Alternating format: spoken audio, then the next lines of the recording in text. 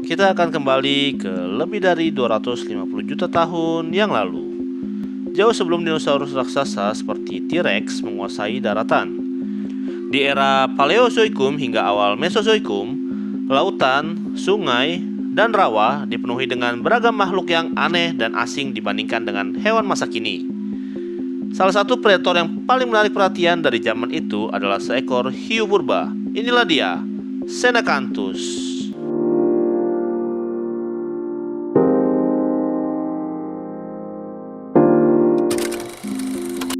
Hewan ini sangat berbeda dengan gambaran hiu modern yang kita kenal. Senacanthus hidup di perairan tawar, di sungai-sungai, dan rawa, bukan di samudera yang luas. Hewan ini memiliki ciri khas yang membuatnya tampak seperti gabungan antara hiu, belut, dan makhluk misterius yang seolah keluar dari dunia lain.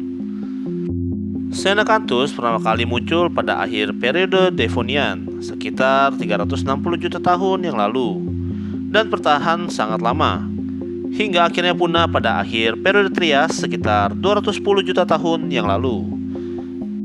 Artinya, spesies ini mampu bertahan lebih dari 150 juta tahun, sebuah pencapaian luar biasa bagi seekor predator.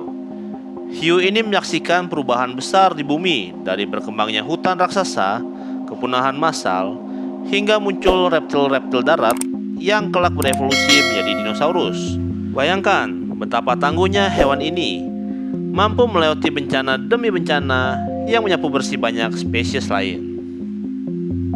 Dari segi morfologi, tubuh Senacanthus sangat berbeda dengan hiu modern. Panjang tubuhnya rata-rata sekitar 1 hingga 1,5 meter. Meski ada kemungkinan beberapa spesies bisa lebih besar, Senacanthus mempunyai tubuh yang ramping dan memanjang, hampir menyerupai seekor belut, sehingga ia mungkin bisa bergerak dengan lincah di antara tumbuhan air, akar-akar pohon, dan perairan yang keruh. Salah satu ciri paling mencolok dari Senacanthus adalah adanya duri panjang yang menjulang dari bagian belakang kepalanya. Duri ini bukan sekedar hiasan, melainkan senjata pertahanan yang kemungkinan besar beracun. Para ilmuwan menduga bahwa duri ini dilapisi semacam jaringan yang bisa menyuntikkan racun ke predator yang mencoba menyerangnya. Bayangkan seekor ikan atau reptil purba yang mencoba menggigit Senacanthus, tapi justru terkena tusukan duri beracun, sama seperti ikan batu yang kita kenal di zaman sekarang. Senjata alami inilah yang membuat Senacanthus menjadi lawan yang berbahaya sekaligus sulit untuk dimangsa. Selain durinya, Senacanthus juga memiliki sirip punggung yang panjang, memanjang dari kepala hingga ke ekornya, sehingga tubuhnya tampak seperti pita yang bergelombang saat berenang. Ekor hiu ini tidak simetris seperti hiu modern, melainkan berbentuk lebih sederhana. Semua ciri ini menunjukkan bahwa Senacanthus tidak dibangun untuk kecepatan tinggi di laut lepas seperti hiu putih masa kini, melainkan lebih cocok untuk menyelinap, bersembunyi, dan menyerang mangsa secara tiba-tiba di perairan yang dangkal. Gigi Senacanthus juga sangat unik. Bentuknya menyerupai huruf V atau bahkan seperti dua cabang tajam yang bersudut.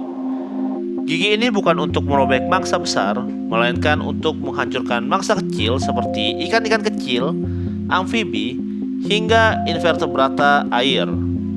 Pola giginya membuat para ilmuwan yakin bahwa Senacanthus adalah predator oportunis, yang artinya ia memakan hampir semua yang bisa ditangkap di lingkungannya. Bayangkan seekor Senacanthus bersembunyi di antara tumbuhan air, lalu dengan cepat menyambar seekor ikan kecil dengan rahang yang dipenuhi gigi V tajamnya. Fosil-fosil Senacanthus ditemukan di berbagai belahan dunia, mulai dari Eropa, Amerika Utara, hingga Amerika Selatan. Hal ini menunjukkan bahwa mereka memiliki persebaran yang sangat luas. Kemampuan hidup di air tawar membuatnya bisa masuk ke banyak ekosistem yang berbeda.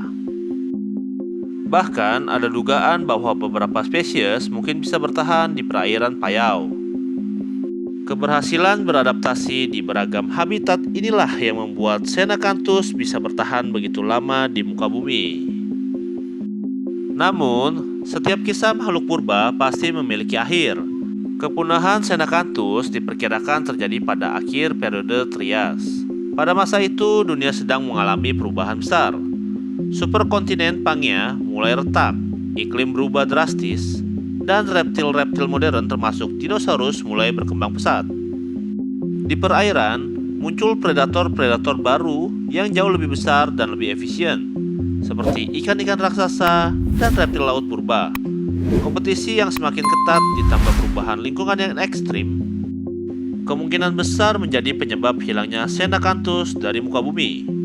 Senjata berupa duri beracun mungkin tidak lagi cukup untuk mempertahankan hidup ketika dunia mulai dikuasai oleh predator-predator baru yang lebih tangguh.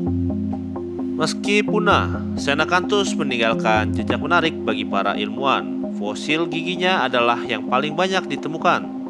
Karena bentuknya yang khas, gigi itu menjadi petunjuk penting untuk mengenali keberadaan mereka di suatu tempat. Bahkan ada catatan bahwa fosil gigi Xenakantus pernah disalahartikan sebagai fosil tanaman oleh peneliti awal. Karena bentuknya yang aneh, hal ini menunjukkan betapa uniknya anatomi hiu ini. Itulah dia kisah Xenakantus. Bukan sekedar cerita tentang seekor hiu purba, tetapi juga kisah tentang ketahanan hidup, adaptasi, dan perubahan zaman. Ia mengajarkan bahwa untuk bertahan hidup, spesies harus mampu beradaptasi dengan lingkungannya. Namun, sekalipun sudah sangat tangguh, perubahan besar bumi pada akhirnya tetap bisa mengakhiri kejayaan Xenakantus.